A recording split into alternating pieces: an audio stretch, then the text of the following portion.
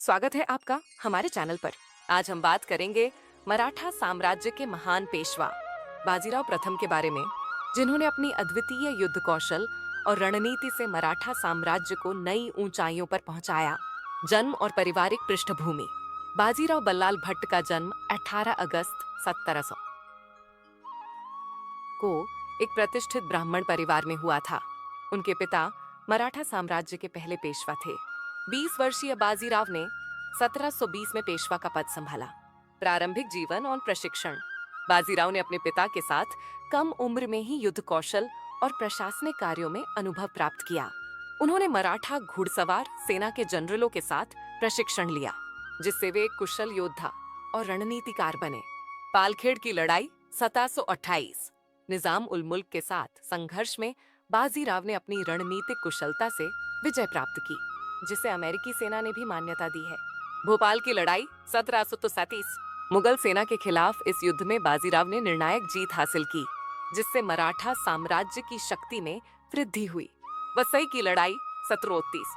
पुर्तगालियों के खिलाफ इस युद्ध में बाजीराव ने पश्चिमी तटों पर मराठा नियंत्रण स्थापित किया। पालखेड़ का युद्ध 1728। पेशवा बाजीराव की ऐतिहासिक विजय। पालखेड़ का युद्ध मराठा साम्राज्य और निजाम उल मुल्क हैदराबाद के निजाम के बीच लड़ा गया था। ये युद्ध पेशवा बाजीराव प्रथम के कुशल सैन्य नेतृत्व और उनकी तेज गति वाली घुड़सवार सेना की रणनीतिक जीत का एक शानदार उदाहरण है। मराठा निजाम संघर्ष का प्रारंभ। बाजीराव प्रथम 1720 में मराठा साम्राज्य के पेशवा बने और उन्होंने मराठा शक्ति को उत्तर और दक्षिण दोनों दिशाओं में बढ़ाने की योजना बनाई। उस समय निजाम उल मुल्क आसफ जहां प्रथम को मुगलों द्वारा दक्कन का सूबेदार नियुक्त किया गया था, लेकिन वह धीरे धीरे स्वतंत्र शासन करने लगा। निजाम ने मराठों को कमजोर करने की योजना बनाई और मराठों को मिलने वाले चौथ और सरदेशमुखी कर को देने से इनकार कर दिया। इस कारण मराठा और निजाम के बीच तनाव बढ़ा और संघर्ष युद्ध में बदल गया। निजाम की रणनीति। निजाम उल मुल्क को मुगलों का समर्थन प्राप्त था, इसलिए उसकी सेना अच्छी तरह सुसज्जित थी। उसने अपने सैनिकों को पुणे और सतारा के आसपास तैनात किया और मराठों के इलाकों पर हमला शुरू कर दिया। बाजीराव की रणनीति। बाजीराव ने अपनी प्रसिद्ध की तेजी से आक्रमण की नीति अपनाई। मराठा सेना हल्की और तेज गति से चलने वाली थी, जिससे वे दुश्मन को चकमा देकर अचानक हमला कर सकते थे।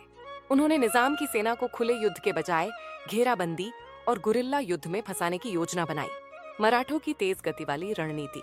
बाजीराव ने अपनी सेना के साथ महाराष्ट्र से निकलकर सीधे निजाम के क्षेत्र में प्रवेश किया। उन्होंने निजाम की आपूर्ति लाइनों को काट दिया, जिससे उसकी सेना को रसद और हथियार नहीं मिल सके। मराठों ने तेजी से कूच करते हुए निजाम की सेना को चारों ओर से घेर लिया। निजाम की हार। बाजीराव ने निजाम की सेना को पालखेड़ महाराष्ट्र के पास एक संकरे इलाके में फंसा दिया। मराठा सेना ने बिजली की तेजी से हमला किया, जिससे निजाम को अपनी सेना हटाने का अवसर ही नहीं मिला। निजाम को एहसास हुआ कि अगर उसने संधि नहीं की तो उसकी सेना पूरी तरह खत्म हो जाएगी। पालखेड़ की संधि 1728। मार्च 1728 को पालखेड़ में बाजीराव और निजाम उल मुल्क के बीच संधि हुई। इस संधि के अनुसार निजाम को मराठों को चौथ और सरदेशमुखी कर देने के लिए मजबूर किया गया। निजाम ने यह भी स्वीकार किया कि वह मुगलों के पक्ष में मराठों के खिलाफ कोई कदम नहीं उठाएगा। इसके अलावा निजाम को पुणे और सतारा के आसपास से अपनी सेना हटानी पड़ी। मराठा शक्ति की वृद्धि। इस जीत ने बाजीराव की प्रतिष्ठा को बहुत बढ़ा दिया और मराठा साम्राज्य की शक्ति में भारी वृद्धि हुई। मुगल साम्राज्य को भी यह संदेश मिल गया कि बाजीराव अब एक अजेय योद्धा बन चुके हैं।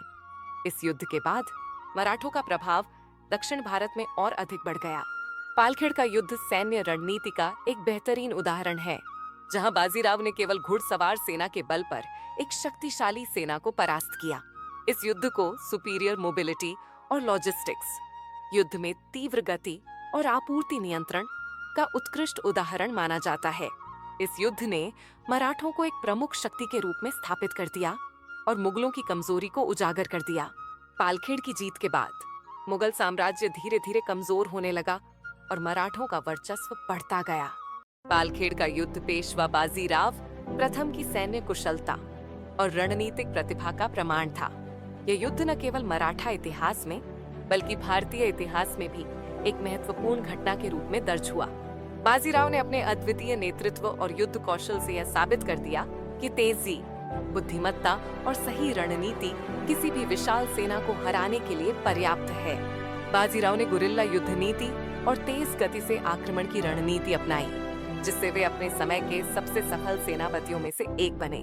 उनकी युद्ध शैली को बाद में ब्लिट्जक्रिग के रूप में जाना गया। बाजीराव की 2 पत्नियां थीं, काशीबाई और मस्तानी।